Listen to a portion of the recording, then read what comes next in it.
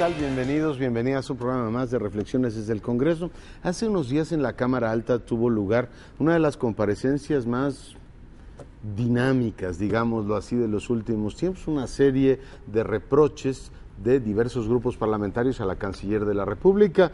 En principio se iba a hablar de política exterior, pero en realidad se habló básicamente de las relaciones entre México y los Estados Unidos. Hubo preguntas de si estaban o no autorizados los vuelos o los sobrevuelos de aviones espías, si la operación esta Rápido y Furioso había sido o no autorizada por el gobierno mexicano. En fin, hubo una serie de señalamientos de gran calado de los distintos grupos parlamentarios a la Canciller Patricia Espinosa. Hoy reflexionaremos sobre el tema de las relaciones entre México y Estados Unidos. Y tengo un programa muy especial el día de hoy, es muy especial para mí, espero que también lo sea para usted, la embajadora Olga Pellicer, profesora del ITAM, una mujer a la que pues no solamente le tengo una gran admiración, todos los que nos dedicamos a las relaciones internacionales de una u otra manera en este país le reconocemos un magisterio y para mí es un honor que esté esta noche con nosotros. Muchísimas gracias, Leonardo, gracias por invitarme. Y me acompaña muy amable. Muy amable usted de aceptar. Y me acompaña también mi compañera profesora de la UNAM, la doctora López Gamboa. Flor, bienvenida. Muchísimas gracias. Bueno, pues yo le pido, embajadora, profesora Pellicer, que empecemos tratándonos de ubicar. ¿Cómo es posible que una relación que tiene tantos capítulos, millones de personas viviendo en los Estados Unidos, compatriotas nuestros, y millones de norteamericanos viviendo en México, integración comercial, tenemos muchísimos frentes en los que nos debemos y nos entendemos en principio, esté en estos momentos tan, digamos, ubicada en un subcapítulo del capítulo de seguridad, porque ni siquiera es seguridad en un sistema, digamos, en una concepción amplia, sino en el tema de las drogas. ¿Es tan importante el tema o por qué nos hemos encajonado ahí? Es una gran pregunta, Leonardo, porque yo también estoy un poco estupefacta ante lo que está pasando. Como tú dices, Estados Unidos es un país con el que tenemos una agenda muy amplia.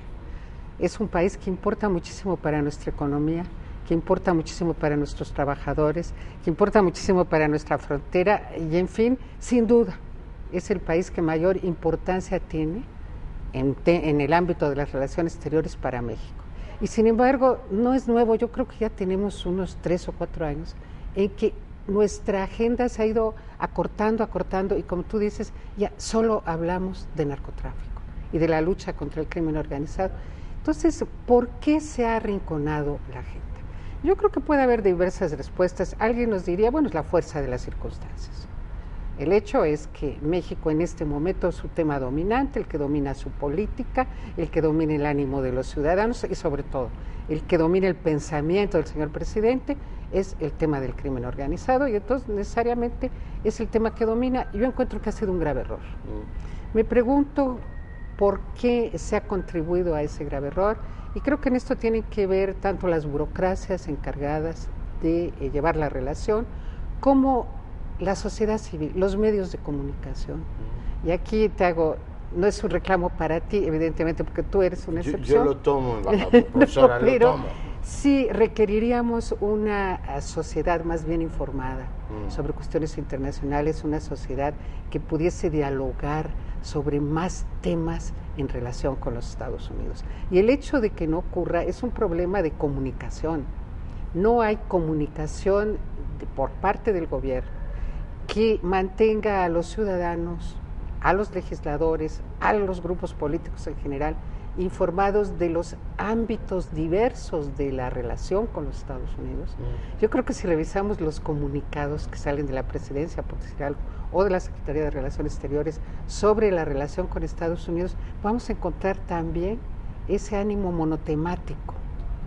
Pero creo que también debemos voltear los ojos hacia la sociedad, y en este caso a los medios que informan, que analizan. Esto de la responsabilidad de los medios creo que lo vimos el día de anteayer o hace 3 días, cuando unos reporteros de New York Times hicieron un periodismo de investigación y sacaron un reportaje sobre los vuelos no tripulados sobre México.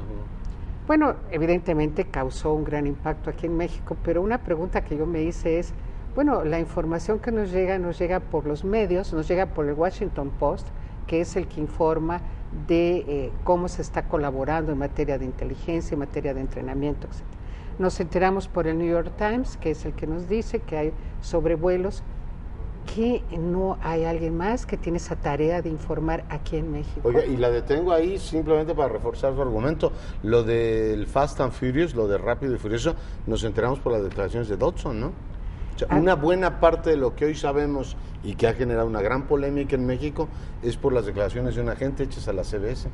Aquí para mí hay una omisión muy seria, y respecto a la cual reclamo, de comunicación del gobierno con la ciudadanía, y a su vez de labor de los medios que no investigan lo suficiente, que no están pendientes lo suficientes y que no nos proporcionan la riqueza de información que nosotros queríamos obtener. Flor, sí estamos en una, digamos, subcapítulo, digo yo, del tema de seguridad, porque todavía hace algunos años era terrorismo internacional, la discusión de nuestro papel en el Consejo de Seguridad y si eso era, digamos, compatible con un perímetro de seguridad en América del Norte, pero hoy estamos de veras en el subcapítulo drogas y eso, bueno, pues es una narcotización de la agenda. En fin, ¿tú cómo lo ves? Nos han secuestrado. No sabemos quién y de dónde la agenda en México, Estados Unidos. Quisiéramos saber más cosas, que nos informara el Ejecutivo, que nos informara los medios de comunicación, la opinión pública, y todo nos llega contaminado. La relación se ha tornado irritante, en palabras de la canciller, y eso es sumamente preocupante. La relación es compleja. Históricamente hemos vivido con esa complejidad, hemos avanzado, hemos diversificándola, pero ahora lamentablemente tenemos una relación irritante y lo peor, encasillada en un tema que en materia de política interior ha sido complicado. Los actores en México no han sabido también cómo entender esta etapa del narcotráfico, la voracidad, la violencia que estamos viviendo la sociedad mexicana, y Estados Unidos se nos vuelve también un conflicto de mayor magnitud. Ya. A ver, te pido que hagamos un poco de psicología de las naciones. Se supone que pasamos del paradigma a lo largo de los años de yo soy un país de tránsito y tú consumes. La declaración Zedillo-Clinton fue, bueno, en realidad el problema es compartido y vamos atendiéndolo de manera conjunta, hasta llegar a la iniciativa Mérida, en donde éramos corresponsables. Y ahora dice uno, oiga, la corresponsabilidad nos lleva casi a que nos echemos los platos en la cabeza. ¿Cómo entender declaraciones de Mueller, la señora que lleva el tema de drogas, Hillary Clinton, en fin, todas las cruzadas que hemos tenido en los últimos años? Si se supone que somos corresponsables y estamos con un gran paraguas de cooperación que incluye dinero y proyectos específicos, ¿cómo explicar este lío en el que estamos? Es que no hay canales únicos de comunicación. Tenemos muchos actores. Opinar sobre narcotráfico y cómo se combate lo puede hacer cualquier autoridad en el país, y ese es un error, tanto en México y en Estados Unidos. Hillary Clinton tuvo un momento muy complicado al declarar que México se estaba colombianizando, y eso llevó a una crisis diplomática muy interesante porque se arregló con una reunión, hubo acuerdos. Y Obama le corrigió la plana, ¿no? Y Obama le corrigió la plana. Entonces, ¿qué está pasando? Que tanto los presidentes, los titulares del Ejecutivo están teniendo problemas junto con sus funcionarios, y en México y en Estados Unidos, y eso complica mucho la relación. El embajador de México en Estados Unidos también debería de tener un papel muy importante de informar qué es lo que está sucediendo y viceversa. Se ha tornado muy complicada la relación del embajador de Estados Unidos en México.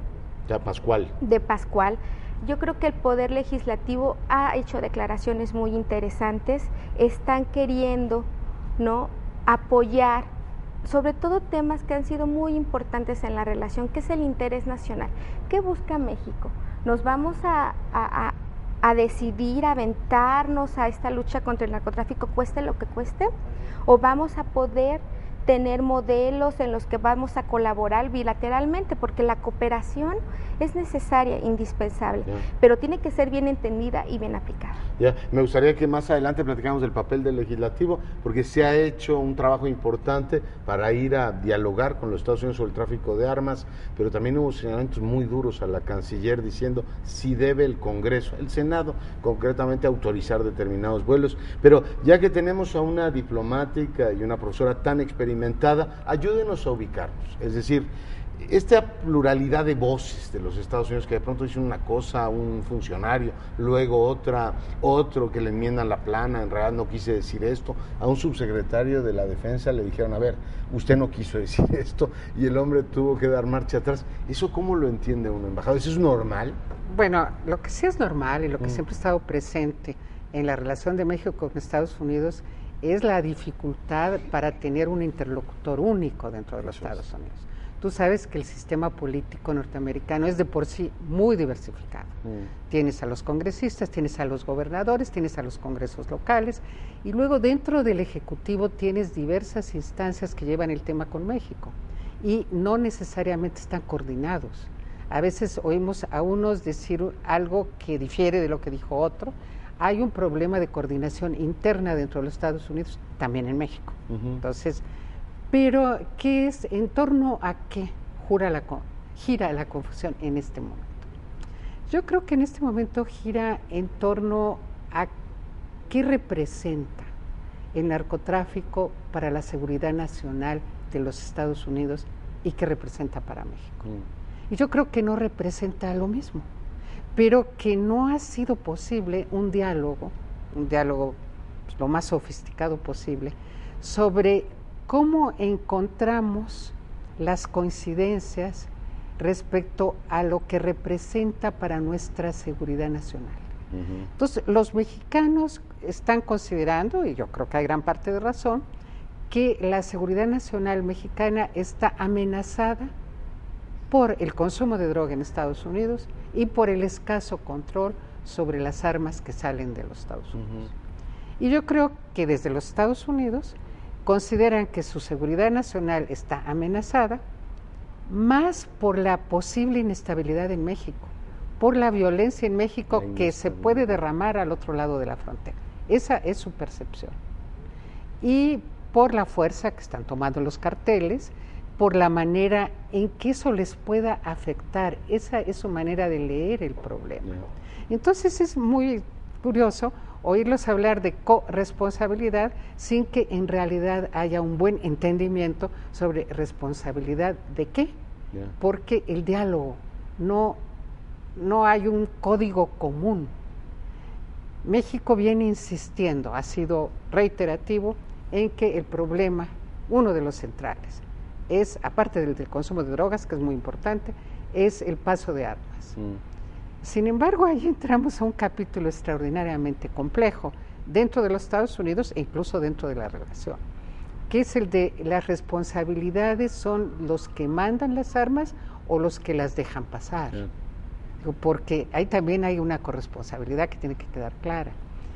Y tú sabes muy bien que dentro de Estados Unidos el tema de las armas es un tema pues que está enraizado en una cuestión constitucional, en la famosa segunda enmienda y en la asociación del rifle y en una opinión pública y un Congreso que considera que no son temas a reglamentar. Son intocables casi, ¿no? Políticamente. Entonces, si tú hablas con Obama, la verdad estás hablando con alguien que no tiene el poder, que no tiene la capacidad política de mover a su Congreso para que su Congreso pueda hacer realmente algo.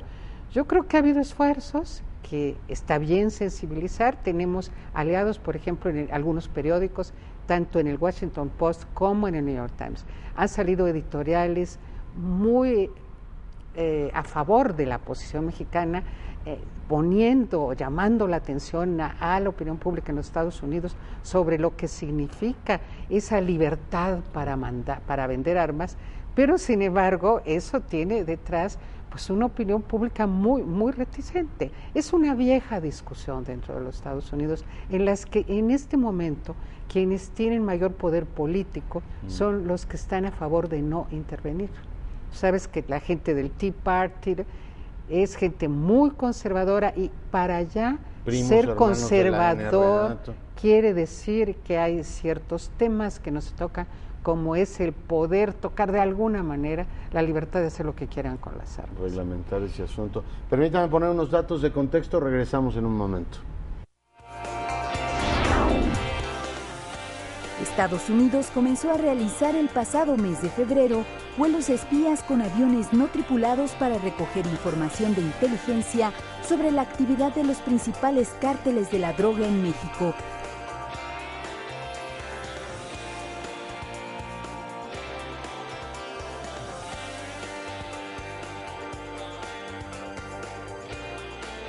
Los gobiernos de Felipe Calderón y Barack Obama acordaron el pasado 3 de marzo el sobrevuelo de aviones robots estadounidenses en diversos puntos de México para conocer los movimientos de los principales capos de la droga.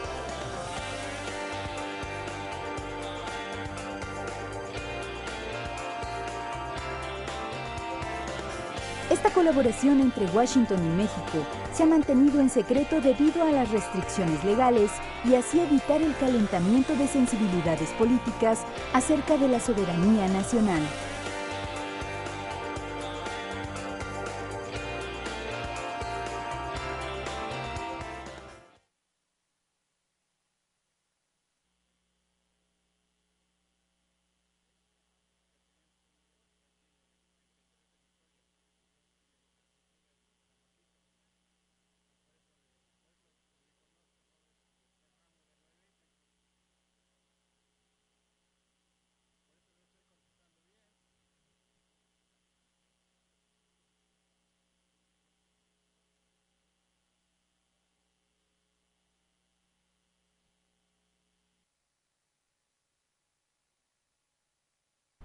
Bueno, y seguimos reflexionando desde el Congreso con la profesora Olga Pellicer y con la profesora López Gamboa. A mí me gustaría, Flor, que en este segundo bloque tocáramos un poquito las cuestiones personales, si es que tienen relevancia, y pasáramos un poco al papel del Congreso, qué es lo que debe hacer, para más adelante abordar qué es lo que habría que mover para que esta relación, que finalmente tiene tanta importancia, recordar que hay dos gobiernos que van terminando su periodo, el de Felipe Calderón termina propiamente y Obama opta por la reelección. Pero a ver, el asunto personal, lo pongo sobre la mesa de una manera, digamos, o con preocupación.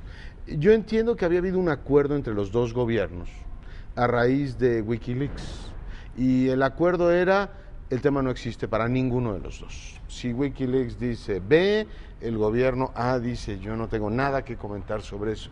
Y eso se había respetado a pie juntillas a lo largo de todos estos meses, hasta que el presidente le da una entrevista muy comentada a Roberto Roch y dice, a ver, efectivamente, ahora que me dice lo de Wikileaks, y dice el presidente una serie de cosas sobre el embajador de los Estados Unidos, habla de crema en los tacos, expresiones que no son fáciles de explicar a la opinión norteamericana.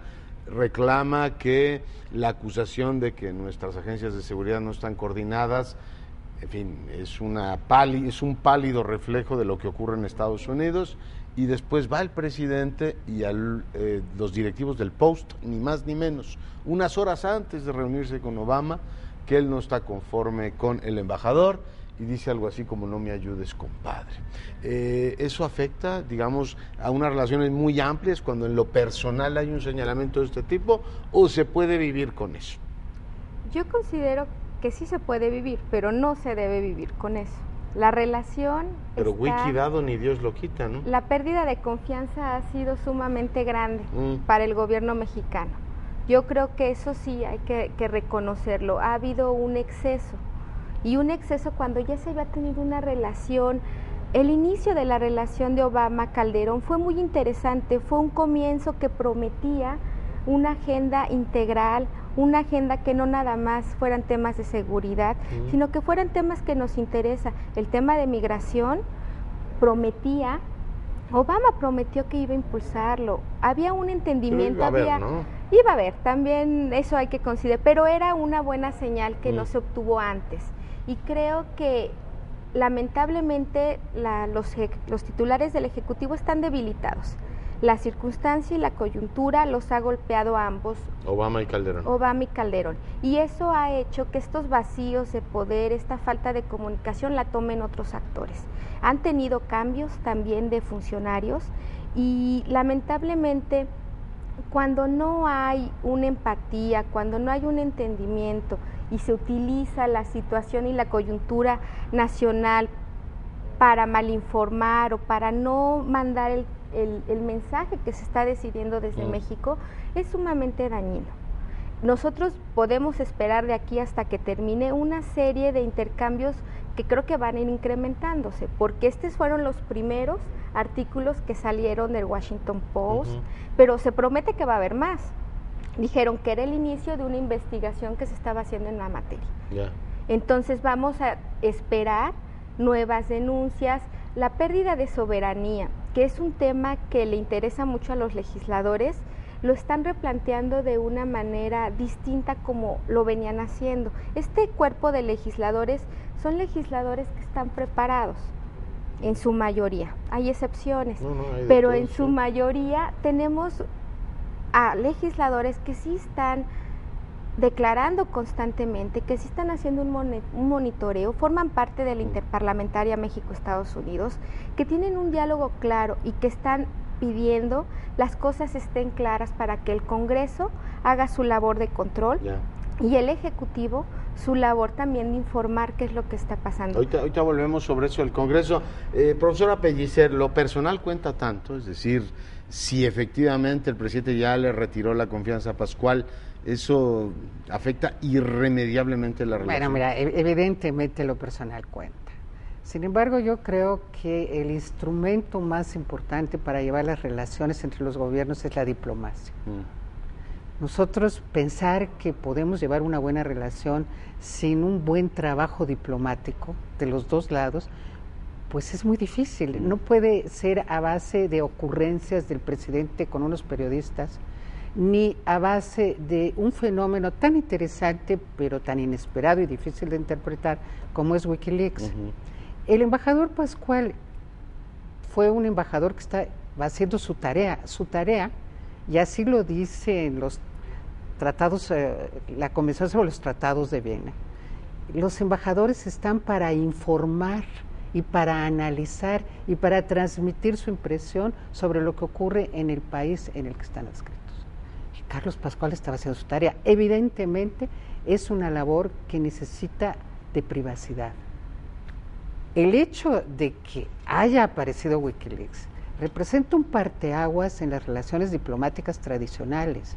Las relaciones diplomáticas tradicionales siempre, y ahí están todos los trabajos que han consultado, los archivos del Departamento de Estado o los archivos de la Secretaría de Relaciones Exteriores, que son muy buenos, por cierto, en donde tú puedes consultar las cartas de los embajadores, en donde siempre hay apreciaciones que algunas pueden parecer muy delicadas, muy arriesgadas, pero esa es la tarea diplomática.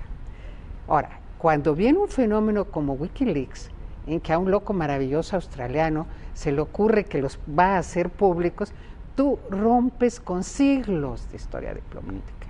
Y no es fácil, desde luego, porque hay sensibilidades que quedan heridas. Es decir, quizá no sabemos lo peor de lo que alguna vez se dice en esas Wikileaks, pero ahí toca a quien quiere llevar una relación política a un buen nivel el dimensionar y el saber qué va a hacer con Wikileaks. Wikileaks se refirió a todo el mundo. Si por eso fuera, yo creo que tendrían que cambiar a muchos embajadores, pero vendría la siguiente pregunta, Leonardo. Suponte que Obama al fin, dentro de unos meses, le da gusto al presidente Calderón y manda a otro embajador. Ese embajador no va a hacer apreciaciones personales, no va a hacer juicios sobre lo que va a ocurrir, por ejemplo, en las elecciones, pues entonces no sería un embajador, mejor no lo mandes. Pues sí. Su trabajo es mandar las impresiones que no necesariamente son las que le van a gustar a los diversos actores de la política mexicana. Entonces, ahí el problema que tenemos es asignarle a Wikileaks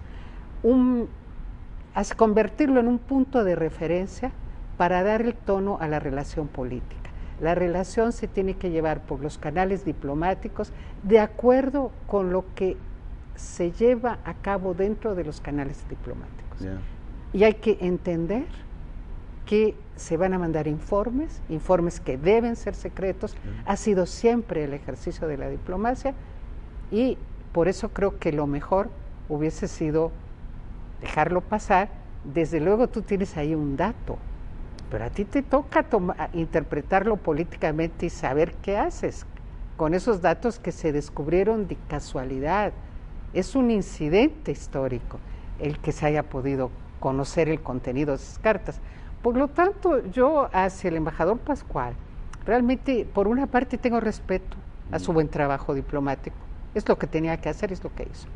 Por otra parte me preocupa que de alguna manera él contribuya a encajonar nuestra relación en cuestiones de seguridad.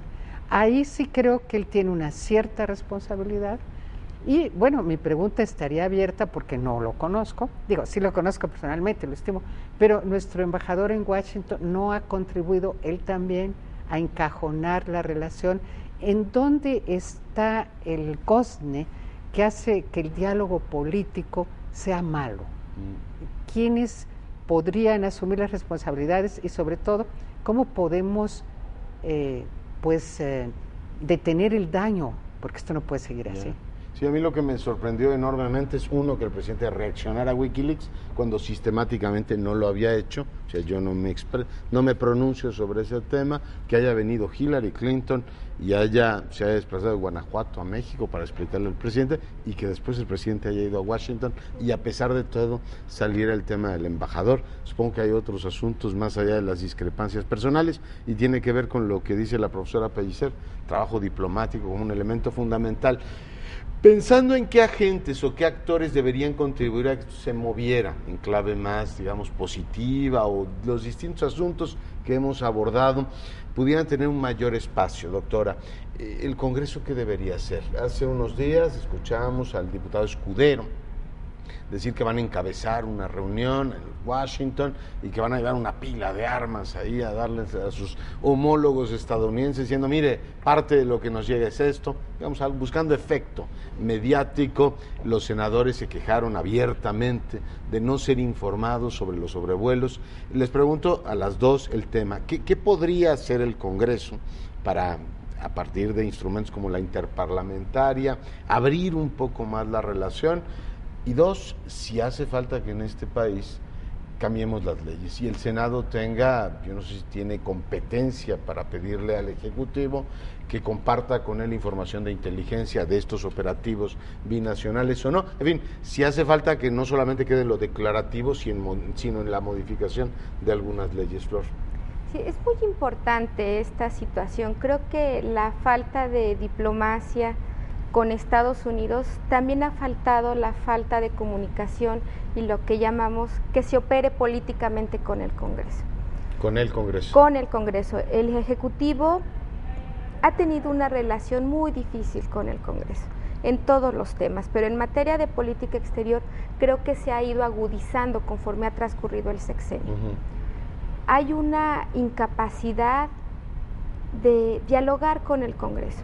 La comparecencia de ayer son reclamos, son adjetivos que no colaboran a que haya un diálogo. Hay reclamos desde posiciones de que se ha violado la Constitución hasta que se ha ocultado información, que se ha colaborado, que se ha sido complaciente, y son adjetivos que afectan y dañan mucho la relación, que ni ayudan a mejorar la relación con Estados Unidos y que afectan la política interna. Y creo que eso es muy grave, es realmente grave. El Congreso sí tiene facultades en materia de política exterior, han sido condescendientes y han aprobado el 99.9% de cargos a cónsules y embajadores en todo el mundo. O sea, han aprobado a las personas que se han destinado para ese objetivo.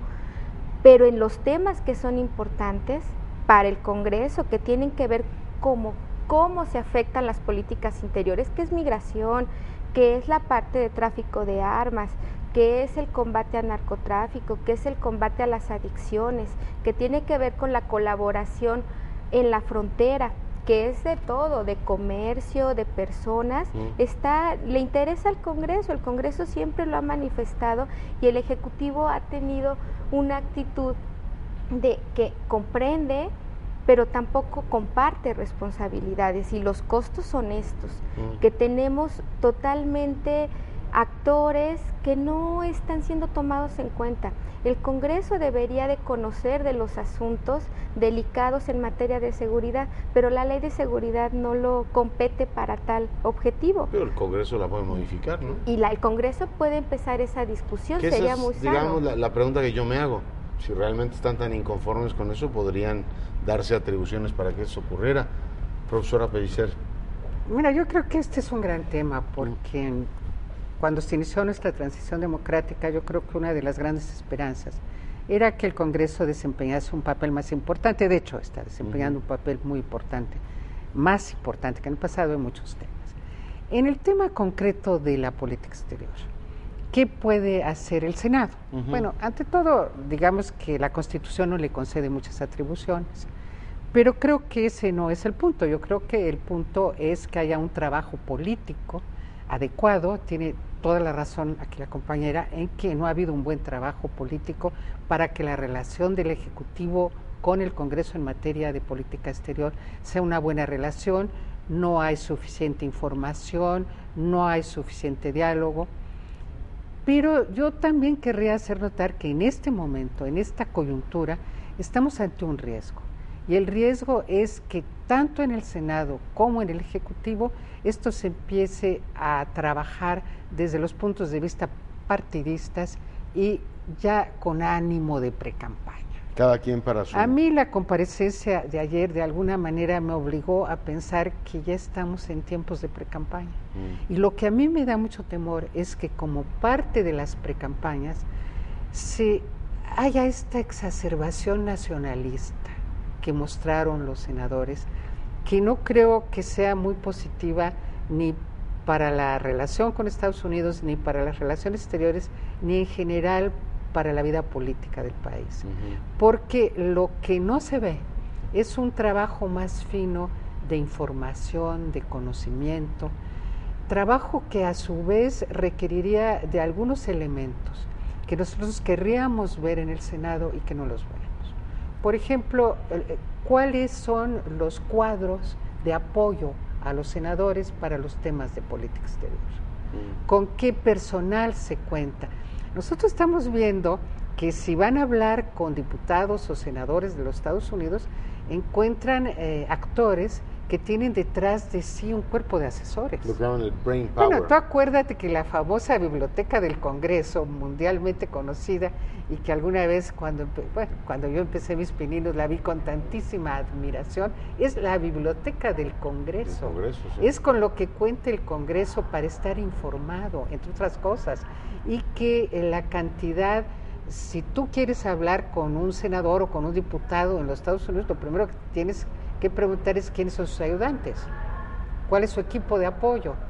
Y son esos equipos de apoyo los que realmente hacen la tarea y están ahí trabajando. Bueno, ¿cómo puedes pensar en un diálogo de igual a igual cuando aquí yo quiero saber de los senadores que ayer tomaron la palabra, cuál es su equipo de apoyo en materia internacional? Digo, tenemos que tomar conciencia de que se tiene que trabajar y que eso pues lleva a un problema muy serio, porque todo eso cuesta dinero y todo eso requiere financiamiento y todo eso se abre a discusión, pero si nosotros queremos ser un país más serio, también tenemos que tener más recursos para ciertos trabajos.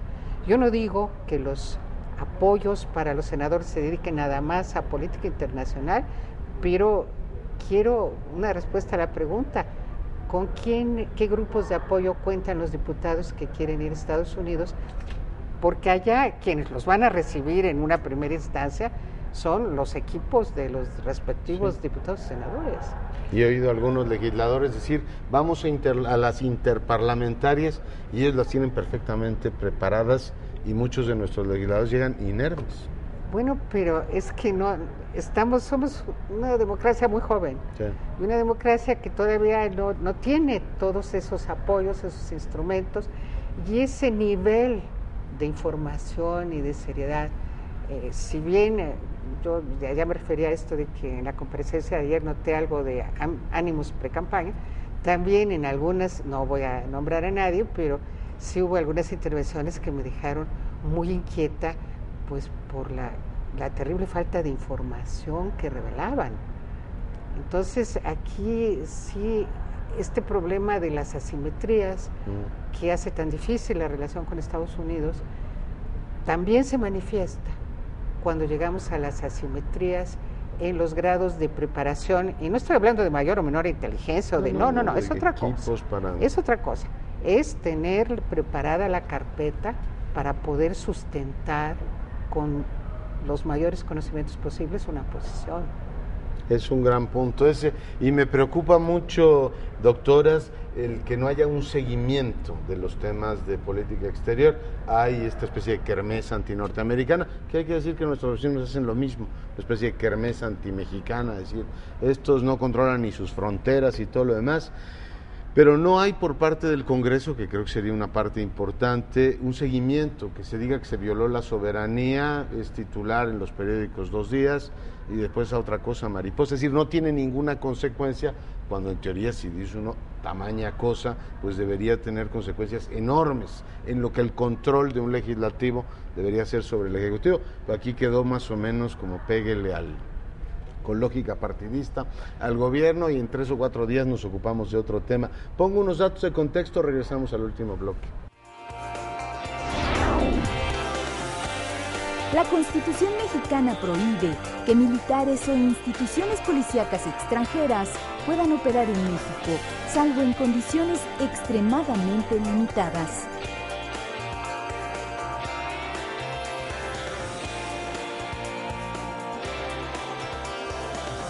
Los gobiernos de México y Estados Unidos acordaron abrir un centro de fusión antinarcóticos, donde policías de ambas naciones trabajarán de forma conjunta en territorio mexicano, aunque el texto no especifica en qué lugar estarán ubicadas estas instalaciones.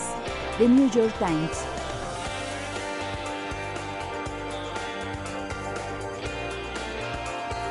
El Departamento de Seguridad Interna norteamericano envió por su cuenta un avión no tripulado para encontrar a varios de los sospechosos del asesinato en México de Jaime Zapata, agente especial del Servicio de Inmigración y Control de Aduanas de Estados Unidos.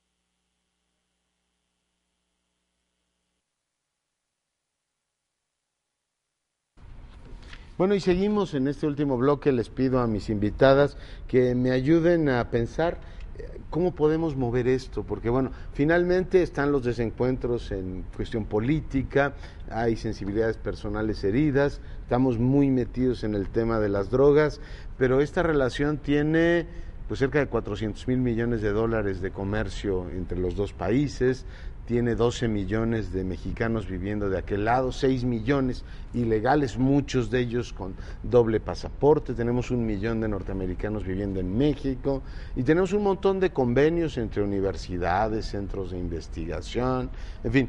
La mayor parte de los municipios, dice CONAPO, tienen alguna interacción con los Estados Unidos, o sea, el fenómeno migratorio involucra a todo el país, y bueno, pues la relación tiene todo eso, profesora Pellicer. ¿Cómo empezarnos a mover hacia otros temas? Yo no sé si el sector privado deba decir, oiga, aquí estamos nosotros también, como en algún momento ustedes me corrigen, les dijeron a Bush y a Fox cuando firmaron el ASPAN, oiga, aparte de los temas de seguridad, también están los temas de inversión, están los temas de prosperidad.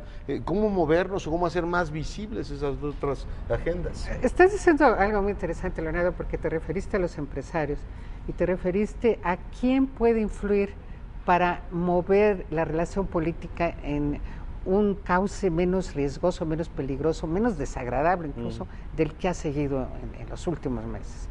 Y esta es una buena pregunta porque nos hace reflexionar a todos que quizá la relación no es únicamente responsabilidad del gobierno, es responsabilidad de todos los que tienen interés en esta relación y bueno, desde luego que los empresarios tienen un gran interés en esa relación, los académicos tenemos interés en esa relación. Entonces, ¿cómo llegar el mensaje? En primer lugar, de la situación de riesgo en que estamos cayendo si la relación sigue por el mismo cauce. Si sigue por el mismo cauce, lo que vamos a ver es, por una parte, un antimexicanismo creciente en los Estados Unidos, que ya está creciendo, que es muy molesto, ya las encuestas, medios, ¿no? Y por otra parte también vamos a ver un ánimo belicoso, antinorteamericano, que va a teñir todas las campañas.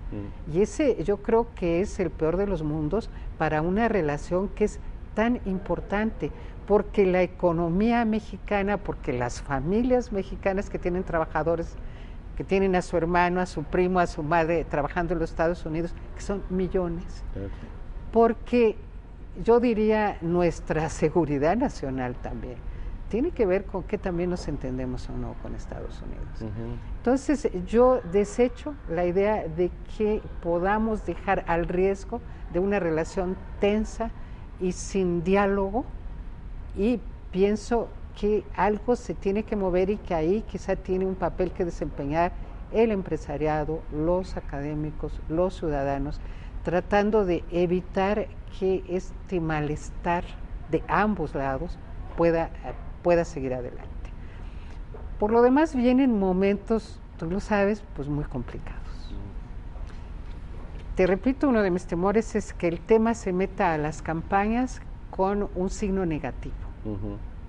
Es decir, que haya candidatos o gentes de sus equipos que hagan pensar que gritarle duro a los Estados Unidos paga políticamente. Como lo pensó un precandidato panista el sexenio anterior. Así es. Y entonces creo que eso puede hacer que tengamos por delante 1 año y medio o 2 años de relación llena de malestar, que a la larga va a ser difícil de corregir.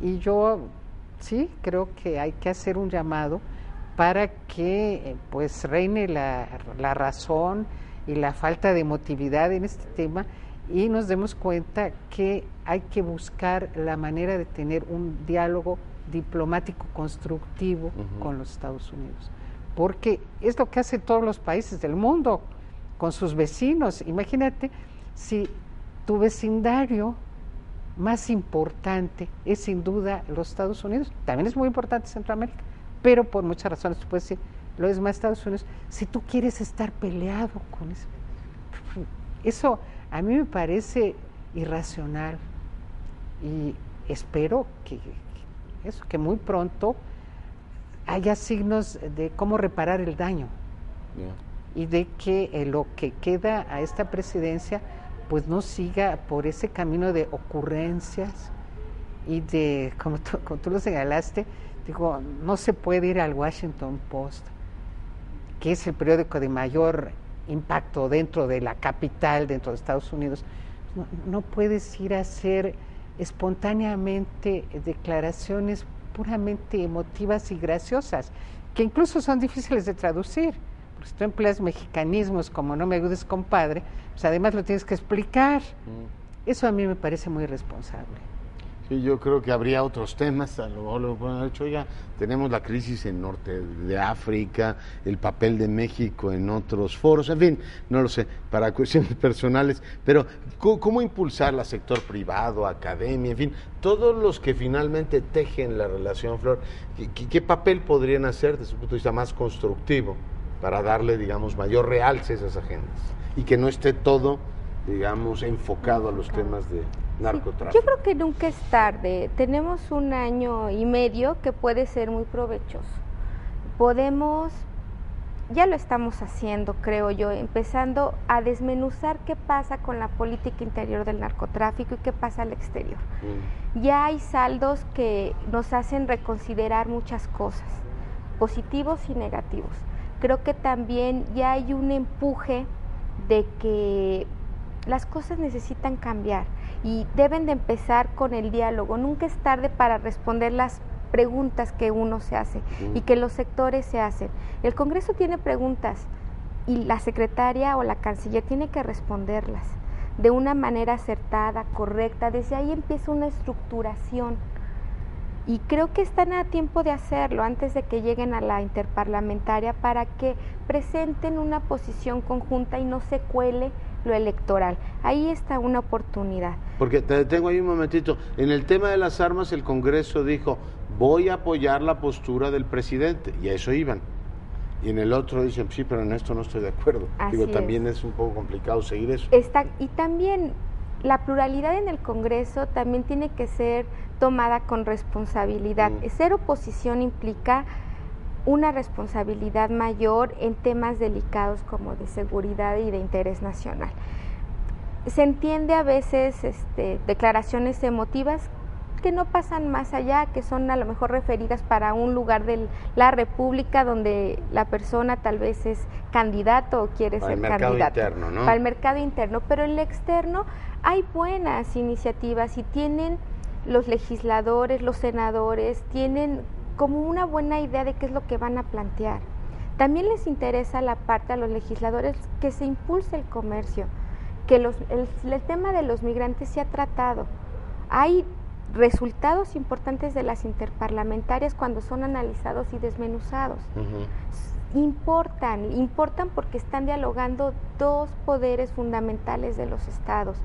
Creo que la parte empresarial es la que ahora tiene que pedir también como un espacio dentro de la guerra contra el narcotráfico para hablar del comercio. Estamos esperando declaraciones de qué va a pasar con los camioneros, qué va a pasar con restricciones que están muy importantes y que ya en 3 meses tendremos resultados. Todo eso sobre ese tema de los camiones. Sobre ese tema de los camiones, que era un tema que desde TLC estamos insistiendo. Y ya se va a desahogar, o sea, la vía del derecho también es lenta, pero está asegurándolos que las reglas se cumplan, las reglas del juego que establecimos, aún en asimetrías, aún en muchas situaciones, podamos abrirnos espacios para el diálogo, porque eso es también lo que estamos buscando. Lo que quería tal vez el Ejecutivo es decir, señalar que no está de acuerdo con el actuar del embajador, cuando el embajador está haciendo su tarea como lo dice la embajadora, pero hay otros canales y esta falta de espacios orilla a situaciones desesperadas y por eso es que mi percepción es que necesitamos canales y necesitamos operadores políticos y necesitamos gente cada vez más preparada en los temas, que tenga nuevas visiones, que proponga, que se salga del marco, porque la relación México-Estados Unidos está como en camisa de fuerzas, para donde uno quiera moverse, regresamos a los mismos tópicos que es seguridad, o regresamos a los mismos tópicos que Estados Unidos tiene percepciones encontradas con las nuestras. Y así va a ser toda nuestra historia de relaciones, no podemos separarnos de esa realidad. Ya. Embajadora, un último apunte. ¿Hacia dónde nos movemos o qué, digamos, esfuerzos deberían hacer distintos sectores para que esto adquiera una dinámica más positiva, por lo menos menos tensionante que la que hoy tenemos? Yo retomaría algo importante que tú dijiste, y es que la sociedad mexicana, sobre todo expresando las necesidades económicas y sociales que tenemos de una buena relación con Estados Unidos, debe movilizarse. Y yo creo que en este momento, y reitero algo que tú dijiste, los empresarios pueden desempeñar, ejercer una presión. Vuelvo a mi tema de los medios. Yo creo que es también muy importante que en los medios haya una mayor especialización sobre el tema de la relación con Estados Unidos y que este pueda ser abordado en los medios escritos, en la radio, en la televisión, pues con el mayor conocimiento posible, dimensionando los problemas y tratando de no caer en las emotividades que llevan a exacerbar aún más las tensiones. Y por último, creo que hay que tener cuidado y tratar de que las campañas no se contaminen con el nacionalismo ante los Estados Unidos. De ser así, veo venir un problema bastante serio y solamente pues queda hacer por todos los medios un llamado para evitar que eso pueda ser así. Flor, un último apunte.